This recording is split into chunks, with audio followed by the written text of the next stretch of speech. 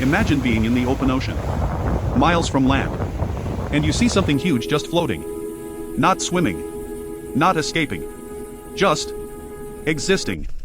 This is the sunfish, one of the heaviest bony fish on Earth, weighing more than a car.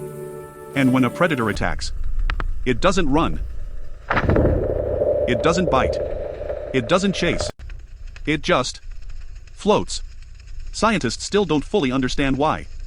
Some believe it's conserving energy, others think it's confusing predators. Or maybe it already knows something we don't. Sunfish even allow birds to land on them while alive, to eat parasites. A fish being used as a floating island. And here's the scariest part. Despite looking calm, sunfish survive attacks that would kill most fish. They don't panic. They don't react. They just wait.